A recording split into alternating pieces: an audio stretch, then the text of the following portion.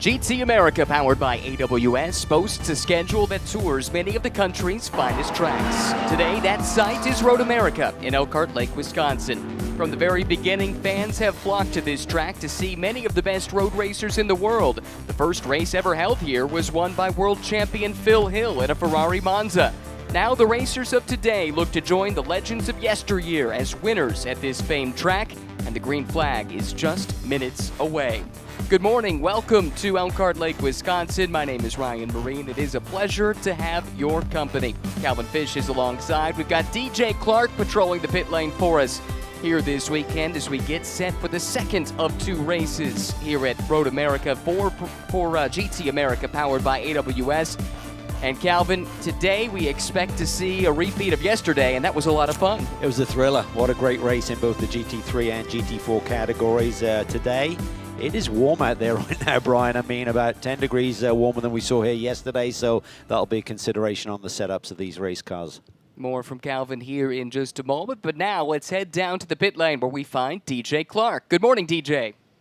Good morning, Ryan. As Calvin just said, it is a little bit toasty down here. That's certainly going to change these track conditions. But one driver hoping to repeat the success of yesterday, that's George Kurtz, able to take victory in GT America as well as Fanatec GT World Challenge America, powered by AWS. Going to try to go for the double again here today. Reigning champion in the SRO3 category, George Kurtz had a thrilling duel yesterday with ex-IndyCar driver Memo Gidley. Pretty cool feather in the cap for George Kurtz, who does this as a hobby to go up against a true pro like Memo Gidley and come out on top. Yeah, I think he will have relished that victory yesterday at dinner last night because he put a move on Memo after that restart. Big, deep braking move down into turn 5. He executed it perfectly. And that was a brilliant victory. And today, we'll have to see what we can do starting from the front row. You mentioned the temperature, the conditions here at the track, already about 75 degrees Fahrenheit and high humidity here this morning. That makes it feel a lot warmer than it is. It's going to be a real test, even in this 40-minute sprint. Well, we've got this new racing surface here at Road America since we last competed here. That's a factor. But also, talking to the teams, they said the speed in the racetrack in the morning versus the afternoon is a lot different, and that relates to temperature, and we're seeing high temperatures very early in the day right now. So if you had setups from the different practices, you see George Kurtz, I think he's maybe dreaming of that race yesterday, or maybe not. He's getting focused for today's race. But I think you got to think about what was the setup that worked late in the day, because even though we're starting the race early, the conditions are going to be very different. It's been a fun season in the SRO3 category. Many race winners, multiple championship contenders. One of them is Jason Daskalos. Let's learn more about Jason. Hello, I'm Jason Daskalos, driver of the number 27 vintage 423 Mercedes AMG. I love the platform. I first started racing in Vipers, so long nose, front engine. It actually suits my driving style, so it's been a great year with it so far. Switching to the Audi last year, and for the last 2 years, you know, it was a little bit of a learning curve, but, you know, been to all the tracks many times, and that always helps. Yeah, obviously Nashville was fun, but I think the best win was probably when I had a little incident in practice at St. Pete, and we switched to the backup car, and were able to come back from the back and win in St. Pete. I love Road America, and especially with this new asphalt. It's fast, so we're enjoying it. Yeah, I think this weekend is crucial. I mean, obviously we're only leading by 3 points, and Memo is such a great driver. So, you know, getting our setup right and doing well this weekend is definitely crucial. Tough day yesterday, though, for Jason Daskalos. Had some kind of a mechanical issue that caused him to abandon the race early. Did not score any points, Calvin, and that allowed Memo Gidley to take the points lead back. The good news, I'm sure Jason Daskalos was cheering for George Kurtz late in that race because that was a major swing in terms of points. 25 points for a win, 18 for second. That's where Gidley ultimately finished after George made the pass late in the race. Yeah, so a shake-up there. Gidley moves to the top once again, having dominated most of the season. Went through a bit of a lean spell, but he's kind of back in his groove. He has a 15-point gap over Daskalos, who needs to make something happen for a little bit deep in the pack. He made it happen yesterday, but got called out for a little bit too much aggression there on the start, jumping the start there. Had to do a drive-through penalty, and as you mentioned, then had the technical issue a little bit later in the day. A lot of talk about the SRO 3 class. That's a catch-all for GT3 cars, old and new. But of course, this is multi-class racing in GT America, powered by AWS. We have a GT4 class as well. And just a moment ago, you saw the pole-sitting car, the Chevy Camaro of Tony Gables. This is Tony's home track. Usually not a great qualifier, but starting on pole today, look out for Tony Gables. Yeah, so much experience. I think his numbers are about 230 starts now in World Challenge competition. In the Team Black Dog is their local track.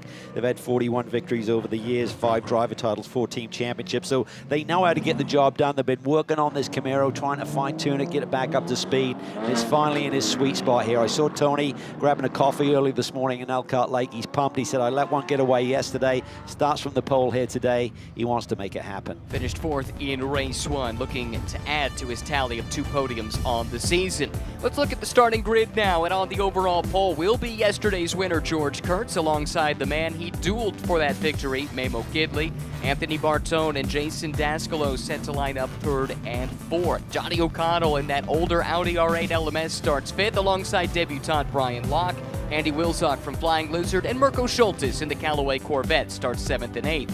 Kyle Washington rolls off in the 9th starting position, and Mark Austin for Lone Star Racing in 10th.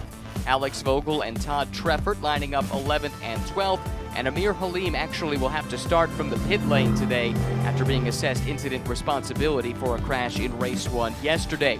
To the GT4 grid now, where Tony Gables starts on pole. Jason Bell, who's in the championship hunt, starts next to him, only down 6 points coming into race 2. Elias Salvo won yesterday. He'll have Rob Holland next to him. Rob was quick before being taken out in an incident in race 1. Points leader Ross Schwest lines up in the 5th spotting class, with impressive rookie Scott Blinn next to him. Gray Newell and John Roberts in the next row, then back to Nick Shanny and Tim Savage. In row 12 of the grid, Todd Perriott and Brady Behrman rounding out the field for GT America race number 2 here in Elkhart Lake. Great racetrack, always a must visit on the calendar for these racers that haven't been here before. This is a big day to check off that box, get to race here at Road America once again. 14 turns, 4 miles, some really long straightaways, but also some challenging corners. They really are. I mean, you got some tight corners where it's really important to get through those, but straightaway speed is important. You're going to tap out about 165, 167 down the long straightaways, fastest part of the race circuit is down into Canada Corner, but you almost reach that into other spots, up into turn 1, down into turn 5. So you need a little bit of everything in the race car. You can't afford to be too draggy with downforce because you do have to scoot down the straightaways, but what a challenge for these drivers.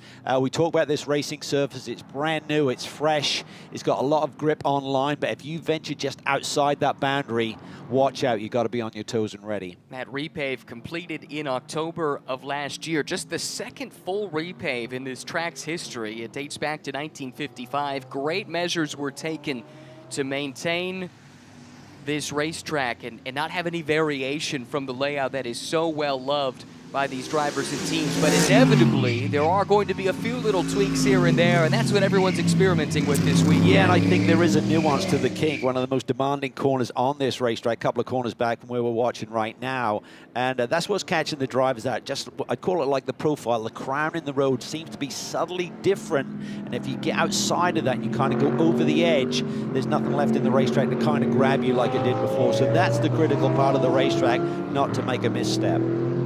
Multi-class racing, of course, in GT America, powered by AWS. We did see some class overlap late in the race, and we know that can make a big difference in these races. You could certainly use it to your advantage. And just reflecting back on yesterday, it seemed like Kurtz was better on the long run. Gidley's car came alive early. Let's see what happens today. Cars starting to line up into 2x2 formation coming out of turn number 14. The Toyota GR Supra safety car has its lights off.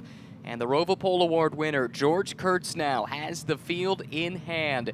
2 lines coming up the hill. Kurtz on the inside line approaching turn number 1. That's the left-hand side of the screen. He's got the fellow Mercedes runner of Memo Gidley alongside, the two squeezing each other as they approach the VP acceleration zone. There's the green flag. There's the jump for the pole sitter, Kurtz. He grabs the lead. Daskalos looking strong, working around the outside. He's up to the 3rd spot and now taking a peek at Memo Gidley. And it's side by side further back. Great mix of cars thundering down to turn 1. Really tight there between Bartone and Locke down at the inside of the apex. Ryan Locke in that brightly colored NSX making a move around the outside. Now back to the GT4 field. Gaples accelerates from the pole position. Jason Bell giving chase. Here's Holland sweeping around the outside in his Rotec Racing Porsche, able to grab the 3rd spot from Elias Sabo.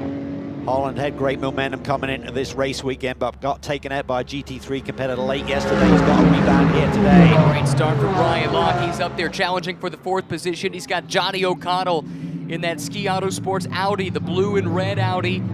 Coming up behind him, working to the inside of Bartone, who gets shoved a little bit wide. That leaves him vulnerable, and here comes Johnny Red up the inside. Yeah, Johnny read that perfectly. You just see that Anthony was going to be vulnerable there on the outside line through turn 5 and just timed it perfectly and nips him. Battles all over this racetrack. I think that's Blind working around the outside of Newell. Can't make that pass stick. Gaples leads the field away in GT4. Pretty good start, it looks like, from Ross Schwest, who might have been able to gain a couple of positions. He had a big restart late in the race yesterday that salvaged decent points when it looked like he might lose the points lead to Jason Bell. Mercedes run 1, 2, 3. Here's Gidley thinking about it. That's a tough move to make on the run to the kink here. Pretty treacherous here on the opening lap, and the tire pressures and temperatures aren't quite into their sweet spot despite it being a very warm morning. Mercedes 1, 2, 3, but giving chase is the Acura of the newcomer, Brian Locke. He was quick yesterday, Calvin. They had the rear deck lid come loose on that car. He had to come to the pit lane for repairs.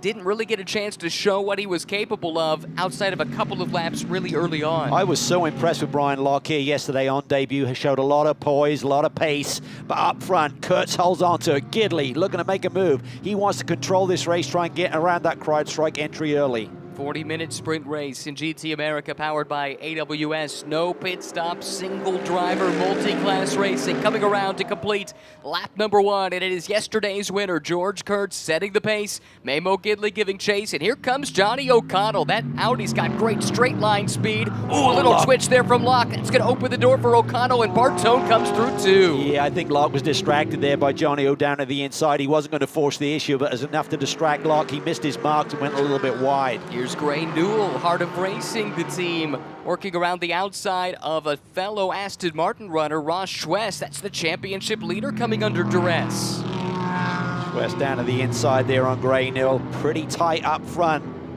Tony Gaples has a nice little margin, but right behind, Holland was starting to put the pressure on Bell through turn 1. Here he comes. Rob Holland was on a 4-race win streak coming into race 1 of the weekend yesterday.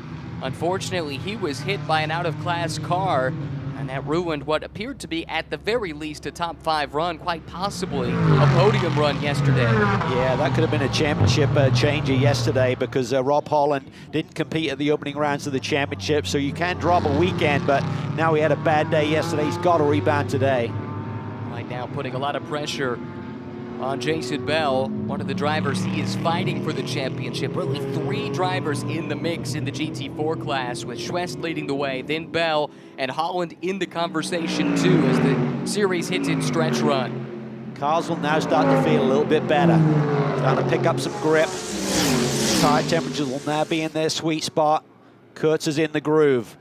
Gidley shadows. Daskalos dropping away just slightly here in these opening few laps.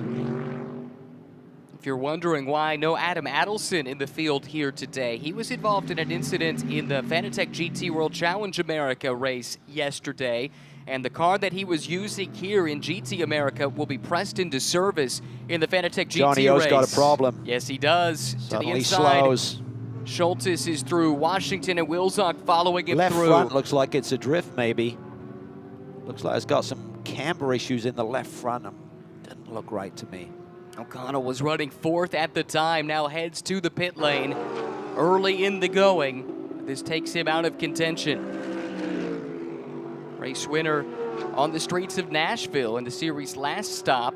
So he's just struggling to keep it in a straight line. Some kind of front end issue, I would anticipate. Look at Gaples extending that lead. He's in the zone. He was ready. He looked focused this morning when I bumped into him. Best finish of the season for Tony, a pair of thirds. Here comes Holland with a big run on Jason Bell. Bell can feel it coming, trying to guard the inside, but Holland sends it even lower to the inside now. Takes that second spot away. Yeah, looks like that Porsche has a little bit more straightaway speed. Aston Martin, though, has great downforce, great handling ability. And the troubles are not over for Jason Bell. Yesterday's winner, Elias Sabo, is breathing down his neck now as the Ski Autosports team going to work there. You're right, Cal, that left front is what they have their eye on. I'm not sure if that was a cut down tire or something a bit more problematic in terms of the suspension. He's lost a shim or something on the front end. But anyway, we focus back on this GT4 battle. Holland got around Bell, now looking to pull away from that group, trying to chase down series veteran Tony Gaples. Bell coming under pressure from his teammate, the man he chased to the line yesterday, Elias Sabo. What a victory lane celebration it was for Elias. Had his family here, his daughters finally got a chance to see him win at the racetrack in person. It was a happy celebration for sure. Yeah, special moment. I mean, there's so much work and effort that goes into competing. You know, just the time away from home, obviously the financial commitment, but to share it with your family here. She was excited. She was screaming after Elias took that victory yesterday. Tony Gaples just ripping around this place. He ran a 2:18.8 last time. That's nearly a second clear of anybody else in the GT4 field, and you could see what that means on the racetrack. There goes Gaples. Here comes the rest of the pack. What a pack it is.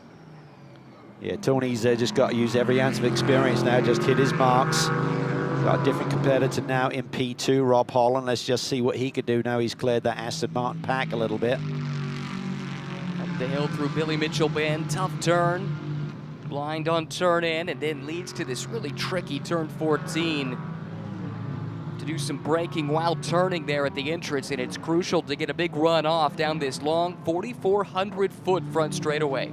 Yeah, you just need a really good, clean exit, uninterrupted acceleration. Don't want to be catching the car, otherwise you're just going to lose speed all the way up the hill and down this front stretch. 4,400 feet from the apex of 14 all the way to the brake zone here.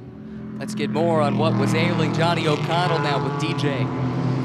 Yeah, Ryan, I'm down here in the Ski Autosport pit. Johnny was just reporting it felt like a tire was going down, so the team changed the left sides out of an abundance of caution, but it doesn't look like there's actually any problem with the tires right now. That's too bad. It's a fun little team. They do a lot with a little. Let's look at this again here, Calvin. Yeah, just he comes through there, that left front. You see how the top of the tire is kind of leaning out to the left? It shouldn't be doing that. See the angle, the camber as we call it, on that left front just looks a bit off. Takes a contender out of the mix, that's for sure. Kurtz and Gidley continuing to duel at the front of the field. Gidley's keeping pace with George. Update from the pit lane, by the way, on Johnny O'Connell. Bent steering, so good eye there, Cal. So Kurtz is in his groove, and if we reflect back on yesterday, his car seems to get stronger the more fuel that gets burned off here. So he's got the confidence. He's in a groove right now. I mean, Gidley's just got to focus on the championship. He realizes that Daskalos is his nearest competitor. He's ahead of him right now, so he would still increase the points lead as they sit.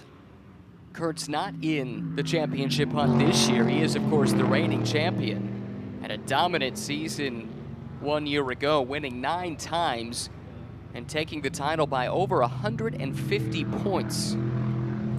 Different level of competition this year. I think when he looked at the entry and saw so many good Mercedes, the quality, the caliber, the experience of guys like Memo Gidley, Johnny O'Connell in the field, George realized this championship was going to be a totally different kettle of fish this year. Only 2 wins so far this season. He's been a frequent visitor to the podium. Did not race in the most recent event on the streets of Nashville. Had a conflict actually right here at Road America. But still enters this weekend third in points. But a distant third, it must be said, to the likes of Daskalos and Gidley.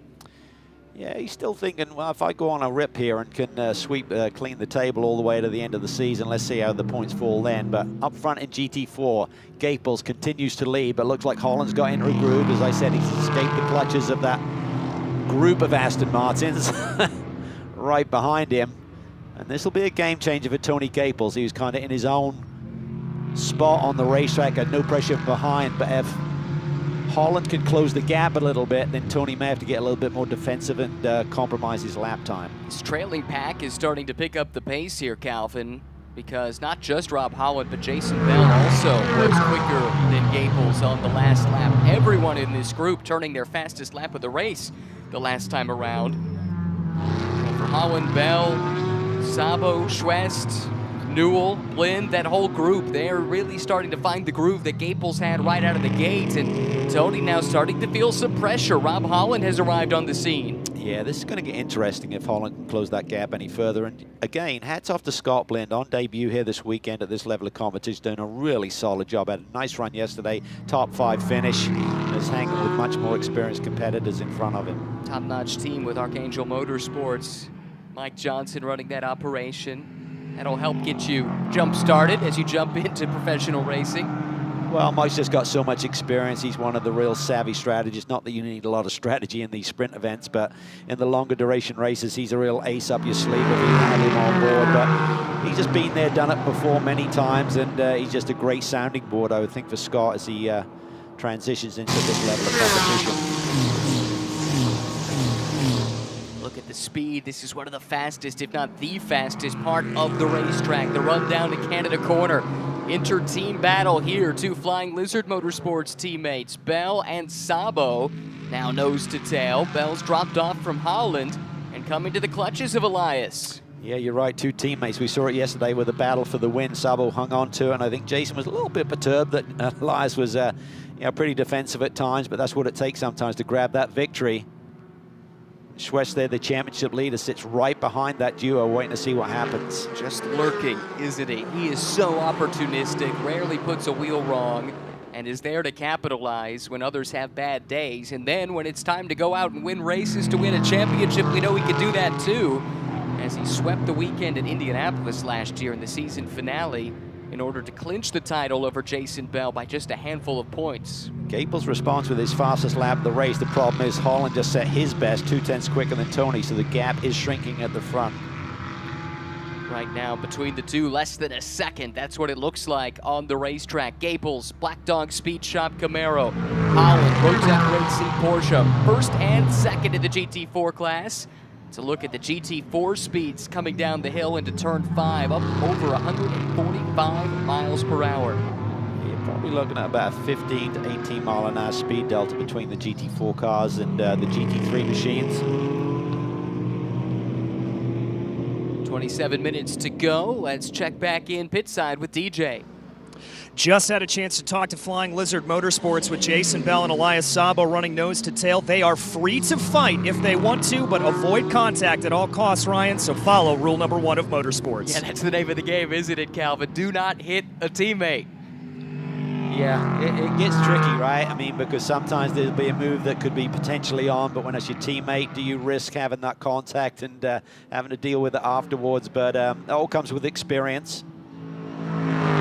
Tough balance to strike, though, when you consider Bell is in there for the championship. Sabo really isn't at this stage, but Elias is running his own program. He wants race wins, he wants podiums. That's just what I was about to say. I mean, he's out there for his own results. So, yeah, I'd love to see Jason win the championship if Elias is not close enough to make a run at it. But nonetheless, he wants the best result. He wants to stand on the podium at least here today. I had that win here yesterday. One thing he can certainly do to help Jason Bell's cause for the championship is to keep Ross Schwest behind him. Yeah, that would be big. Right now, this is starting to get spicy here. Holland's got a run. Got a feeling that Camaro's going to punch a big hole in the air for Rob Holland to use there Gets the draft, gets the slingshot down at the inside. That was relatively easy. So the Cayman's got good straightaway speed. Tony's now got to regroup here. Think about it. Long way to go. Change for the lead in GT4. Rob Howard putting the disappointment of yesterday behind him. Doing everything he can here in the moment to stay in the championship hunt. Getting around Tony Gaples and now starting to build that advantage.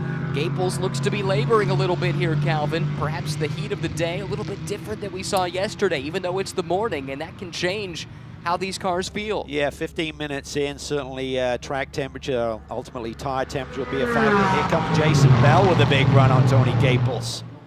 So I'm not sure if Tony's hitting any temperature issues, but he seems very vulnerable down the straightaways.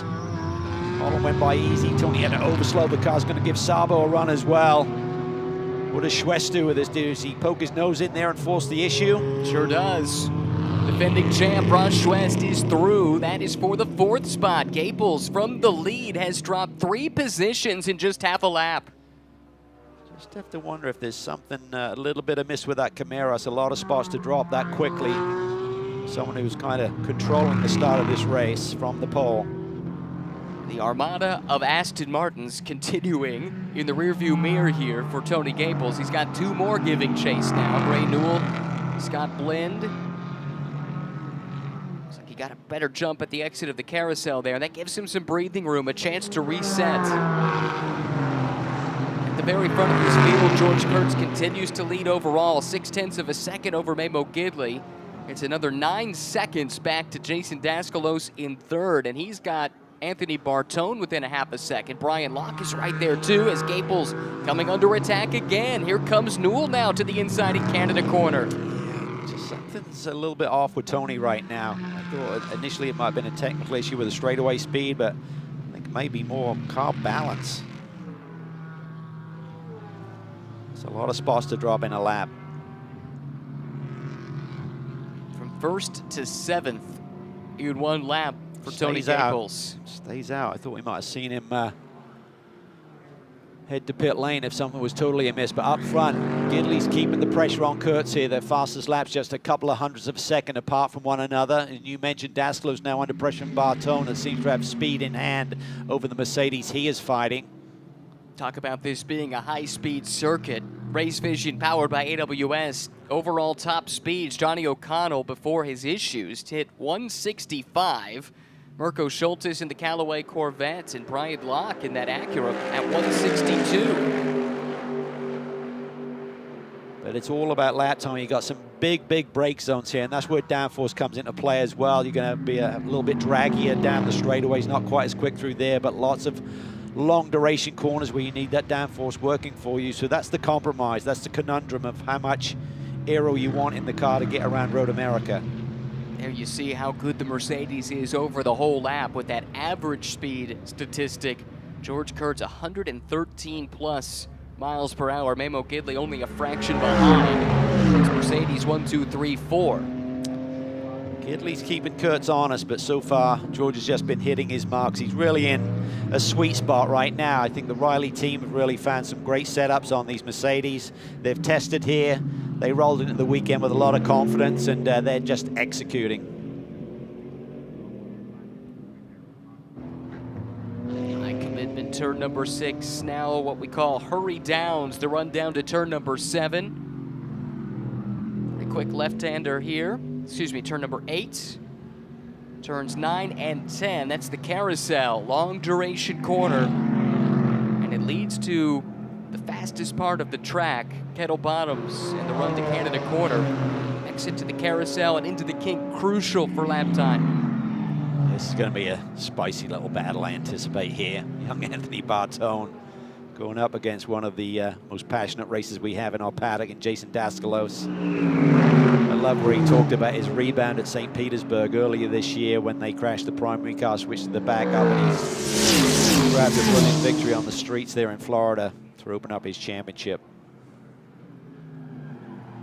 Great battle here, 3 cars. Brian Locke continuing to keep pace here on debut. Looking really strong. That CDR Valkyrie team new to the paddock. Gotta love the bright liveries on these cars. The Acura, of course, very popular. We also saw them running the GT3 Nissan yesterday. And the Bartone is up on the wheel. You can see that he's got the confidence. He's attacking. You can really see how confident the driver is in that little transition between turn 13 and that final corner, turn 14. There's like a different energy in the race car if you're feeling it. Out of class traffic now for the overall leaders. George Kurtz starting to make his way through the back of the GT4 field. Gidley doing the same. Both of these drivers have extensive amounts of experience in multi-class racing, and they'll put it to good use here. Looks like Kurtz caught this traffic in a great spot. He's able to clear Shanny there before turn 5, and Gidley's going to have to sit and be patient. This is going to cost him a lot of time. Yeah, not ideal for Mamo Gidley here. He's going to have to be very cautious here up into turn 6. Crazy that these GT3 cars are lapping. That's our pole sitter there, just going around Tony Gaples. Whoa, 20 minutes close. into this race. Yeah, that was a tight squeeze there through turn 7, but it's go time for Gidley. He can't afford to let Kurtz get too far away. That caught out Shanny in the Supra there. Tim Savage on the attack. Got alongside in 8, but couldn't complete the move. I met Tim the other night at the parade, and he was pretty excited as his young son with him here. I met Tim at VIR, I think, and his son Trace was there too. Really excited to watch Dad race. Based out of Naples, Florida, the real estate business, but he's not in the racetrack. Little battle starting to break out here as Shanny has run down Gaples now, and he's bringing Tim Savage along for the ride. Shanny to the inside of Tony Gaples. He gets the move made. See what the traffic does here for this battle for P3 and GT3 with Bartone right on the tail there of Jason Daskalos as they encounter this traffic. Oh, this is so tough too, because the traffic they're catching is in a battle of its own. And they're maybe not so keen to move out of the way for the SRO 3 class cars that are coming through. Bartone a big run off 14. He got a cleaner exit than Daskalos did. Daskalos in the first of the 2 Mercedes there, hugging that pit wall. Bartone in the slipstream, but is there going to be anywhere he can go with this run as they work through the traffic? He has to sit in line as they clear Shanny. Close fight here as Gaples continues his slide back in the GT4 pack. Good heads-up driving there by Nick Shanny. I'm not sure if Terry Borscheller, his co-driver in Pirelli GT4, was on the horn giving him the heads-up, but sometimes you see that faster car coming when Daskal was tucked right underneath that rear wing. Sometimes you just want to turn into that high-speed turn 1, but he was patient enough to wait. Locke continues his charge through the field. He lost a little ground to that battle with Daskalos and Bartone here in this traffic. Shanny going defensive. Savage right there on his heels, a little bit wide at the exit of 5. I really feel like Shanny, though, is finding some confidence. Doesn't have a lot of experience in any form of professional sports, and so it's been a big ask for him to get up to speed. He's got a great mentor and co-driver in Terry Borscheller teaching him the ropes, but really starting to show that he's got a little bit more confidence in what he's doing. George Kurtz has used this traffic to his advantage. Looks like some smoke, yeah. And is Roberts with damage on the right rear.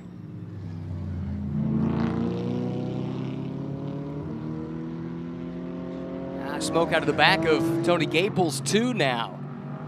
That might start to explain why we've seen him drop back. Is it just, that's out of the exhaust. Let's see here, this is through turn 7. There's Roberts. Wow. That was tight. That was really close. I think Tony had an issue going on because he suddenly lost a ton of pace. He looked vulnerable down the straightaways, didn't he, initially? And was just struggling to get back into a groove. So, shame. Local team, they expected a lot this morning, starting from the pole position. Led quite a few laps at the start of this race, did Tony Gaples, before the issues started to crop up. But won't have anything to show for it here in race 2. Had a strong 4th yesterday. But all in all, not quite what the Black Dog Speed Shop guys were hoping for this weekend. Gidley very patient there on Rob Holland. I think that meant that Holland had to wait a little bit, and that's allowed Jason Bell to get a little bit closer here on the GT4 leader. Exactly. This is the lead in GT4 up for grabs. Holland has it. Bell trying to take it away. Sabo, an interested spectator, a few car lengths back there in the 3rd spot. It's only Only a 6-point gap in the championship with Jason Bell in second. Roche West continues to lead that. Bartone continues to hound Jason Daskalos. Good bounce back day for Jason after the mechanical issue yesterday. Solid day. Problem is Gidley's in front of him. Right. He was the championship leader after his results yesterday. But a third place run would at least limit the damage. Yesterday did not score points at all. Didn't make it to halfway. Plus, the field was too deep there anyway. by Blinn. Wow. Big catch. A lot of dirt on the racetrack there on the entrance to the carousel as well. It's a tough enough corner as it is without it being dirty on line. And we've heard all weekend just how dangerous it can be if you venture offline.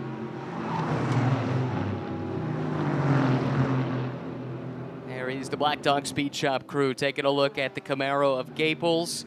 Oh, Daskalos.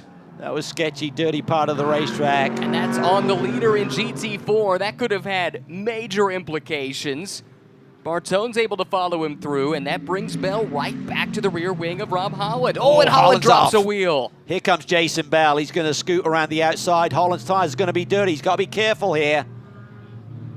Who gets the power down? Brian Locke in the SRO 3 class Acura coming through. He's not going to interfere in this battle. He should just scamper away. Got Holland looking for the draft immediately.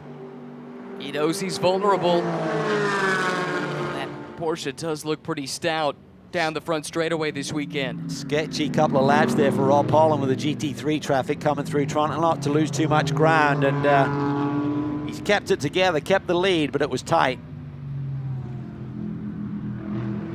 This has been great. Daskalos, the veteran, as we heard from him earlier in the show, campaigned Dodge Vipers in this paddock for many, many years. Rarely ran a full season, but he's been around.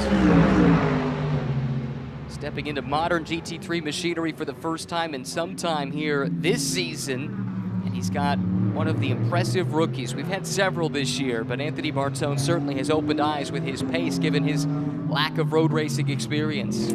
Yeah, I mean, they've made the transition. Andy Pilgrim was his co-driver in Fanatec GT to start the season. Now they've got Adam Christodoulou, who has a ton of experience in the Mercedes AMG platform, so I think that's helped them get this car to the next level with setup-wise. And it's also given Anthony a little bit more confidence. He started the season with so much promise. Then I felt he kind of plateaued there for a weekend or two. A couple of little errors, but now he seems to be back on form and looking very strong. Do you think the time away for the last month and a half or so since VIR, they've had a chance to go testing and a chance just to reset mentally? Has that helped? I think so. I think when it's coming at you so thick and fast as a young driver, you suddenly enter each race weekend, which can be good, but also be bad. Sometimes you need to be able to pause, reflect, reset, and come back a little bit stronger. Part of a big-time racing family, the Bartone brothers, renowned in the drag racing world. Anthony, though, set his sights on road racing instead, and they have pursued a program to rapidly speed him up the ladder. Andy Pilgrim, who you mentioned as a co-driver, he's been the driver coach all along, not just a driver coach, almost a lifestyle coach to get Anthony in the mindset of a proper racing driver, and that has paid dividends. Yeah, and I think Andy's just such a quality guy. He's has so much experience, so much success over the years, can still pedal a race car, but I think as important as being your co-driver, you call it, Ryan, just more of a life coach in terms of teaching you the discipline of what it takes to compete at this highest level as Bartone is increasing the pressure on Daskalos. And I think you also don't want to let someone down like Andy Pilgrim. I mean, he's just got such presence. You don't want to disappoint him, and I think that's really a great thing to have on top of Bartone's already pressure to succeed. Speedy dry down. I think that is where Tony Gaples had parked his car, so that might tell us a little bit of what was going on there. I believe is a battle position. Yeah. So our championship leader's lost a couple of spots here. Blind has gotten around, Newell's gotten around, and Jason Bell will love that. Give him a bit more of a points gap advantage as they run. I would put Blind on the podium and just his second ever race in this championship. Remarkable debut weekend for him, and I think there might be a problem for Roche West. He is off the pace heading up the hill towards turn 6. That is massive. He's going to score points here today, but it's a deep GT4 field. He needs to keep some pace, otherwise he's going to drop out the points running order. If you're on the radio with Jason Bell, what are you letting him know right now? Do you It's a tell tough him? one. Yeah, I don't know. It's a tough one. It's like, as you are, you're going to maybe assume the championship lead, but you don't want to give up a victory if it's potentially there. But you know, Rob Holland, with his experience, he knows he has to get a big day here. He has to rebound from the disappointment of yesterday and try and get the big points in the win. He came into this weekend with high hopes. This was a good track for Rob last year. Bartona's really quick there. He really hustles the car up into that brake zone for 14.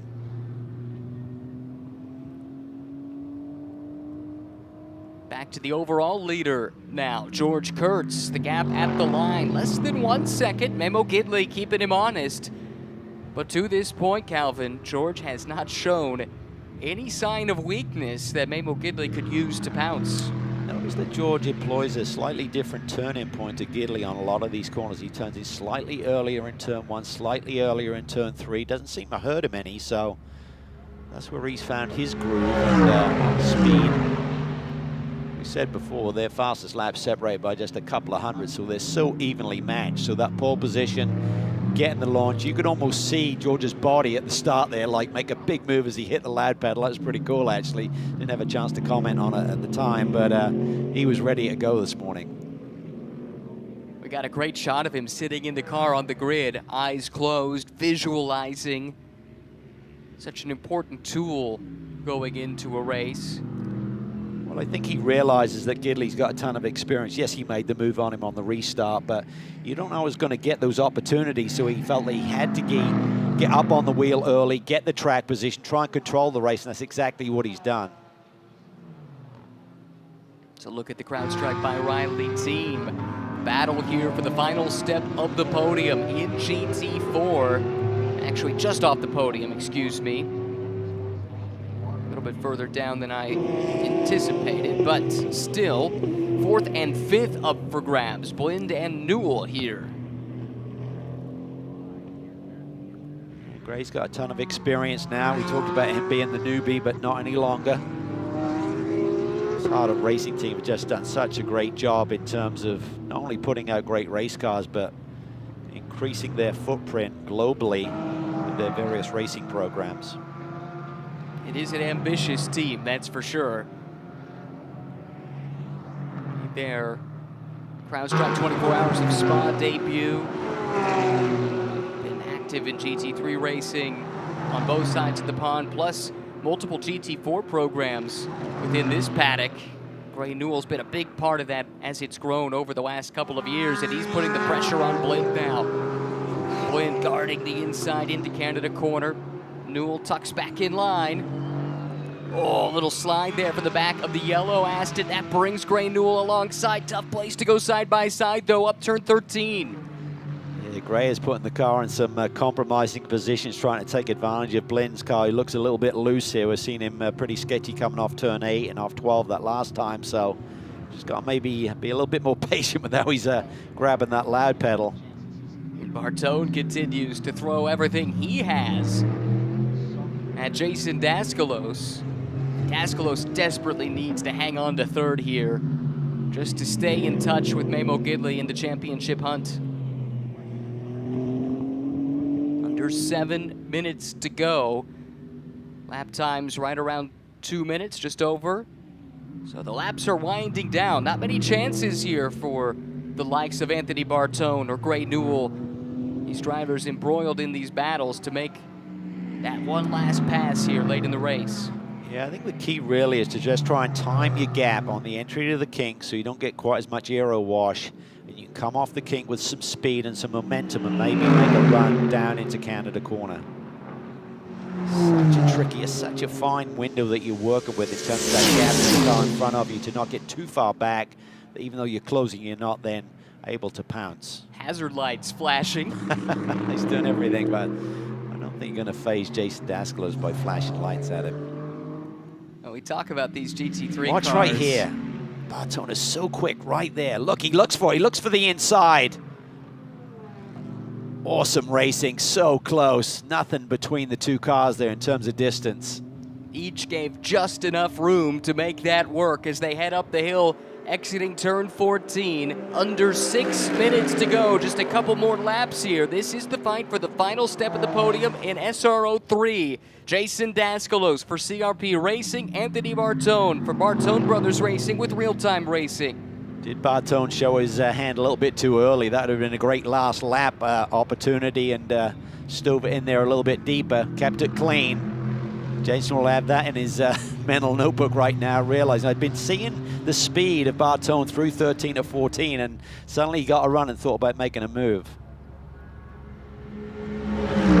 Identical Mercedes AMG GT3 Evos. Again, Bartone looking up the inside. In some ways, might it be easier for Anthony if he was fighting a different type of car that had a different set of strengths and weaknesses rather than something that should be pretty much on equal footing? Yeah, that's a great point. There's an ebb and flow with different manufacturers as to where you perform best around a circuit like this. So yeah, there might be a couple of corners where you have a distinct advantage, but obviously these two cars relatively equal. All comes down to driver experience, pace, and setups on the race car. And obviously with this racing surface, we talked about it yesterday, even though it's a lot warmer today, tire degradation is not a big factor here any longer, so you don't have that to play with in terms of having a car that's maybe a bit better on the long run. It seems like all of the drivers are happy with these Pirellis. Speed seemed to increase yesterday as the race wore on. To reset, this is the battle for 3rd and 4th in SRO 3. George Kurtz continues to lead Mabel Gidley overall by just about 1 second. Actually just got chopped down to half a second this last time by. In GT4, Rob Holland continues to lead Jason Bell by 1 second. Elias Sabo runs 3rd. Newell and Blind continue their fight for 4th and 5th in GT4. And these are the leaders coming up the hill. We've got probably 2 laps to go at this stage. And George Kurtz, his advantage over Gidley, well, you can see it. It's not much. Mabel Gidley pushing for all he's worth. Yeah, trimmed about 3/10 off of that gap there on that last lap. So let's see if he can do that for the final couple of laps here and get ever closer. Brian Locke there in the background. You can see still a super impressive debut weekend for him with this Acura NSX. So impressive. Looked like he just got caught out when they were running through the GT4 field that built a gap, and he's not been able to recover from that. And some of that just comes with lack of experience, at least at this level with multi-class racing, I suspect. Yeah, lap time wise, he's got 4/10 advantage over Daskalos, and he's only a 10 slower than Bartone, fast lap to fast lap. So the pace is there. And I agree with you. You got a little bit of a maybe a more cautious run, or just the luck wasn't there how they encountered that GT4 traffic. Gidley got a run. Excuse me, that was Bartone got a run out of turn 5. He gets to the back bumper of Daskalos here. He's digging in right now. I think he's enjoying this battle. I love that transition. It's a lot easier to use that exit curbing there in turn 7 now since the resurface. Down the hill to 8. Oh, Daskalos left the door open, but Bartone either couldn't or wouldn't throw it up the inside. It's tough to get fully alongside there. And if there's a touch at that point, it's going to be some tears. Oh, right to the very edge of the curbing for Daskalos. Yeah, he's using everything there is through the kink. Is Bartone going to send it? He's been pretty disciplined so far. You see how they shake out through 13 again. He's close. He is really close. And he just carries tremendous speed through 13. He just stays on the throttle a little bit deeper. Not close enough now. Going to set up a little bit wider. White flag waves. George Kurtz has laid down the gauntlet, built that lead back to 1.3 seconds over Gidley. Memo threw everything he had at him, but Kurtz had the answer. In the meanwhile, we have Alex Vogel off the track. That's at turn 3. Bit of damage to that right front fender.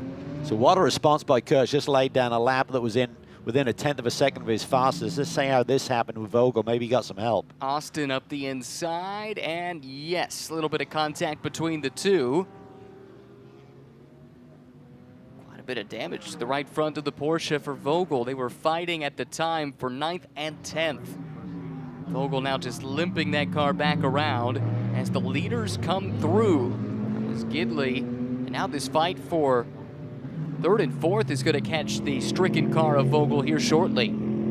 Kurtz just hasn't put a foot wrong. Up front in GT4, Holland continues to lead. Bell keeps the pressure on. He's got a lap and a bit to try and make something happen, but Holland looks pretty rock solid.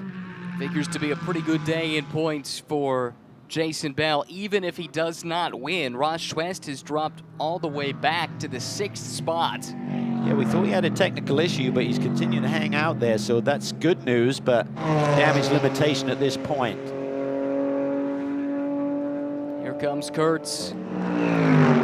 Final time through the kink. Compare that run to what we saw from Daskalos. Everything looks so much more settled and under control. This is a really stable platform here for George Kurtz. Yeah, he's been very happy with this race car and has showed in terms of his confidence and just consistency. Just really has been rock solid here this weekend. George Kurtz had not won in GT America powered by AWS since the first race at Circuit of the Americas back in May. The wait, though, from win number 2 to win number 3 will be less than 24 hours. George Kurtz roars up the front straightaway and wins race 2, sweeping the weekend at Road America. Memo Gidley comes home with the 2nd spot, and now we wait for the battle between Daskalos and Bartone for the final step of the podium. Bartone's got a run, but it's not going to be enough. The checkered flag waves and Jason Daskalos fends off the challenge from the rookie Bartone to take the final podium position in SRO 3. Yeah, fabulous little battle there, and Holland looking to grab his 5th victory in 6 races after the disappointment of yesterday. He's back on top. Can he bring it home? Brian Locke, a strong run to 5th. Schultes just crossed the line 6th in the Callaway Corvette, racing in memory of Reeves Callaway. And now we focus in on the battle for the lead in GT4. Rob Holland had to go today, and he was aggressive right from the drop of the green flag. An outside move into turn 1 got him up to 3rd, and he did not waste any time racing his way up to the front. Yeah, Bell will be frustrated that he hasn't found victory lane again. He's only had 1 win on the year, but he continues to keep knocking down these podium finishes. And with Ross West having a little bit rougher day, Jason should assume the championship lead here tonight. Just the 1 win on his home track, 2nd race at St. Petersburg back at the very beginning of the season for Jason Bell. But he's only finished off the podium on 3 occasions here this season. He has been the picture of consistency, but it won't be enough to get him to victory lane. Rob Holland bouncing back from disappointment in race number 1, keeps himself in the championship mix. Rob Holland wins race 2 at Road America. 2nd place to Bell, margin of victory just half a second. Elias Sabo backing up his win from yesterday with a podium run today. Gray Newell winning out in a duel with Scott Blind for 4th and 5th. And what was an exciting race in the mid-pack in GT4. Now we wait to see, did Ross Schwest make it around ahead of Savage? Can he consolidate 6th? Yes, he can. So that's good for Ross. 10-point swing, though, and he had a 6-point lead, so I believe unofficially Bell will have a 4-point lead in the championship. There is your race winner from the pole. Set the CrowdStrike fastest lap of the race. A picture-perfect day here on Sunday for George Kurtz. That is now 3 wins in as many races this weekend here at Road America. Winner yesterday in both GT America and Fanatec GT. And now a sweep in GT America with the Fanatec race still to come later on today. And that car will start on the overall pole position for race 2 for Fanatec GT.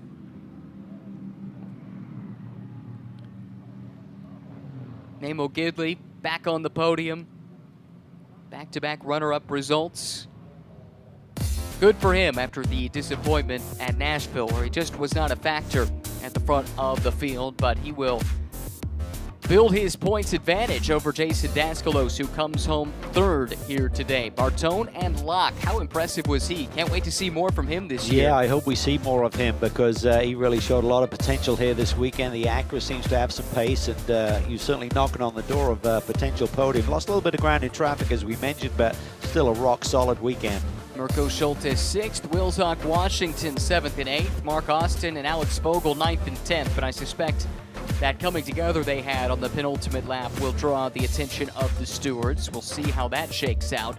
Rob Holland holding off Jason Bell by just half a second to claim the win in GT4. Sabo in third. Newell, Blind, Schwest, Savage, Shanny, and Perriott. Then you get to Roberts and Gaples, the pole sitter, who had to come in early. Ultimately 9 laps down in this race. Frustrating when he had the pace, at least early on, before something mechanical seemed to go awry. Yeah, got the jump at the start, was controlling things, and then we just noticed he was losing pace rapidly and ultimately a DNF, so he'll be disappointed.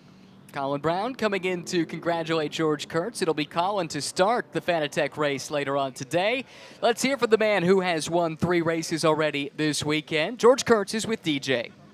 George, 3 races on the trot. Memo tried to keep you a little bit honest there, but it looked like you just had that race under control the entire time. Well, he certainly kept me honest. It was a good race, and we got a great start. We controlled it from pole to pole.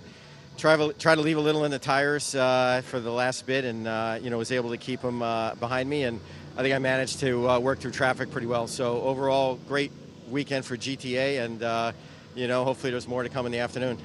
Well, we'll see how that goes. George Kurtz, your victor here in GT America. Smile on his face, but he can't celebrate this one too long. He's got to hop back in the race car a little later on today. He'll have the second stint in that Fanatec GT race. We'll have coverage starting around 1:30 local time here in the Central Time Zone.